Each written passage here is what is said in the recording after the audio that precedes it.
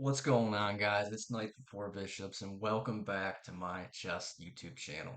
Today, I want to show you 5 of the most common chess tactics I see beginner and intermediate players fall for that you can watch out for in your own games, but even better yet, you can use them against your opponents to win some games. So, without further ado, let's jump right into it.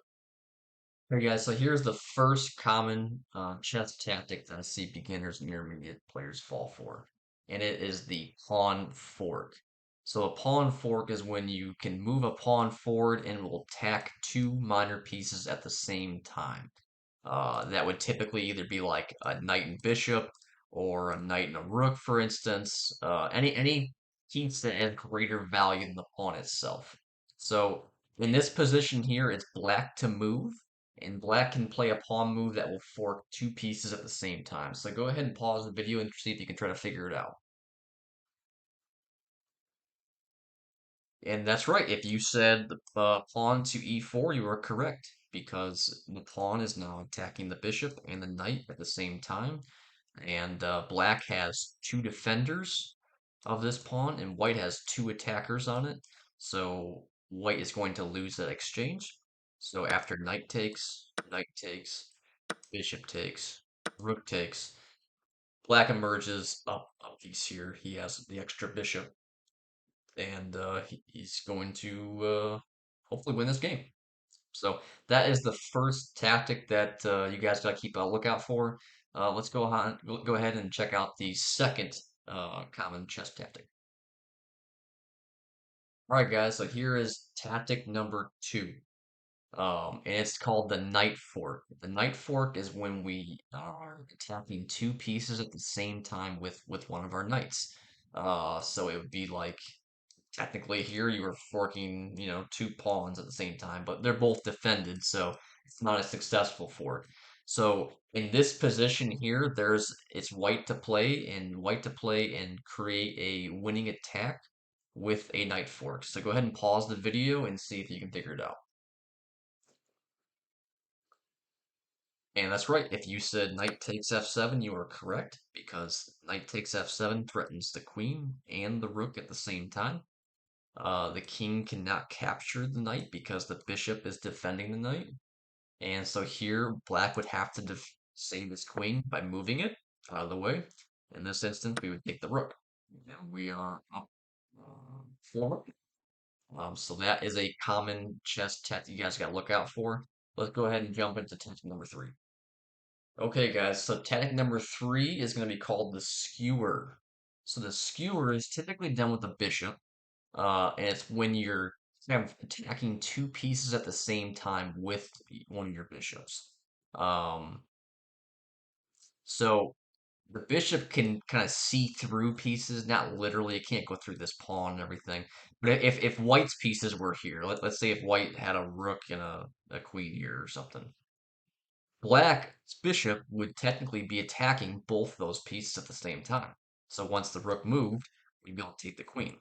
So in this position, it's black to move, and there's a skewer on the board that or a skewer that can be played.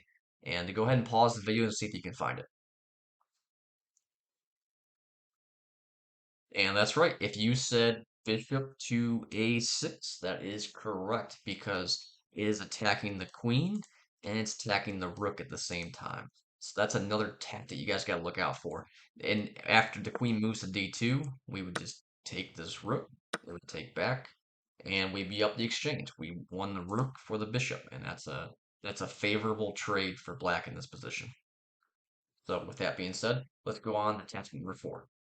All right, guys, here is the common tactic number 4, and it's called the discovery attack. Now, this one is a little bit less common, but it still does come up in quite a few games, and you guys can use it in your own games as well. So the idea here is a discovery attack is when um, you move a piece and it creates a new attack on a piece from your enemy's side. So, just for instance, if I moved my knight to g5 here, now that technically is a discovery for the queen to the bishop. Now the bishop and queen can actually see each other. Before they couldn't. So I can't go through my knight and take this bishop. You say, okay, knight g5 here is not a very good move though, because after I do that, the bishop's gonna take, and I'm lost my queen for the bishop. That's no good. But there's another way we can play this in which we can play um, a discovery attack to win material here. So go ahead and pause the video and see if you can figure it out. And that's right. If you said bishop takes f7, you are correct. Because after the king takes, now we play knight g5, and that comes with check. So now that the check's on the board, black has to respond to that, and after he moves back, this is where the discovery comes into play. Now the queen can see the bishop, and now we can take this bishop. And we get our bishop back and the pawn, and we also stop black from castling here. So this is a very favorable trade for us. So with that being said, let's go on to the last common tactic I see. All right, guys, this is number 5 of the common chess tactics. And this one is actually kind of has like a bonus tactic in here as well. So this one is going to be called the double check. Now, double check means that you have two of your pieces that are giving check to your enemy king at the same time. The only way to get out of a double check is to have the king move. You can't take a piece in a double check because you can't take two pieces at the same time. So double check. Let's go ahead and start this with knight takes f2, and this forks the king and queen, which is a great start. The only move that white can play here is king g1, and here is where you have the double check. So you might think, oh well, I'll just take the queen. And that also comes with check too. And that's a great move. There's no denying that. It's also perfectly fine. But we can actually do a double check here with knight h3. And now if there's two ways that white could play here, since we're giving a check from the knight and a check from the queen, white has to move again. He has to move the king. If he goes here, there's a checkmate on f2. And the more interesting tactic is if he goes to h1. Here's a little extra tactic for you guys to solve here. There's a checkmate in 2 here. So go ahead and pause the video and see if you can figure it out. And if you haven't seen this one before and you guys figure this out, you might be a genius because it's pretty hard to see, I think, if you've never seen this kind of idea. And the idea is to play queen to g1 check, which looks completely absurd at first because white can take back with the knight, white can take back with the rook, and it seems like we just gave up a queen, right? But that's not the case. If you take back with the rook or the knight, we have knight back to f2, and this is checkmate because the white king is boxed in by his own material, his pawns and the rook, and the knight delivers the final blow with checkmate. And this is actually called the smothered mate. It's a very common chess tactic that you can use when they're f2 when they're castled and their f2 square is pretty weak. It's done with the knight and the queen at the same time. So keep an eye out for a weak f2 square or a weak f7 square.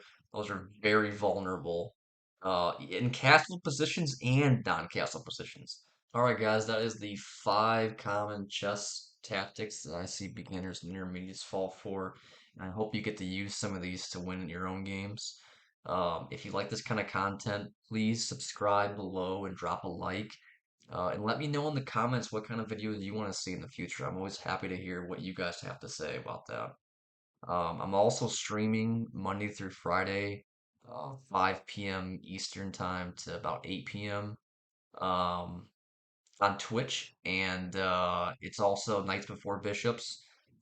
It's all about just a positive atmosphere and coming by and having a good time. We're playing chess, we're making jokes, we're laughing.